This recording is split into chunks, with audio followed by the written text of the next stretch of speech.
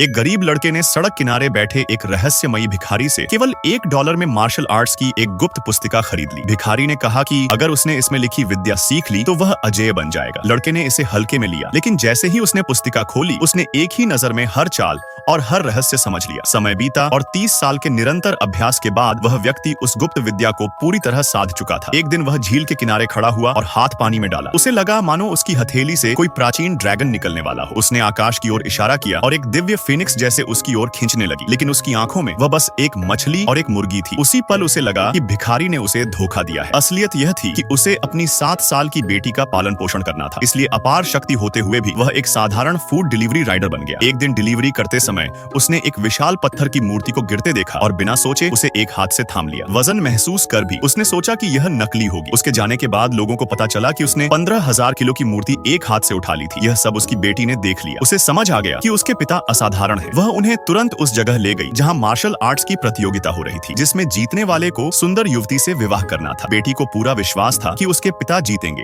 और उसे एक मां मिल जाएगी। वह मंच पर चढ़कर चिल्लाई कि आज का विजेता सिर्फ उसके पिता होंगे। दूसरे प्रतियोगी हंसने लगे और उसे एक फूड डिलीवरी वाला कहकर मंच से उतरने को कहा, लेकिन बच्ची नहीं डरी। वह दौड़कर मंच पर गई, युवती के पैरों से लिपट गई और बोली कि सब एक साथ आ जाइए, उसके पिता अकेले ही सबको हरा देंगे। यह सुनते ही सब गुस्से में आ गए। किसी को अंदाजा नहीं था कि उस दिन उस आदमी ने बस थोड़ी सी मूली खाई थी और जैसे ही उसने हल्की सी हरकत की, एक ही पल में सारे प्रतियोगी जमीन पर पड़े थे। युवती स्तब्ध रह गई और समझ गई कि यह आदमी साधारण नहीं है।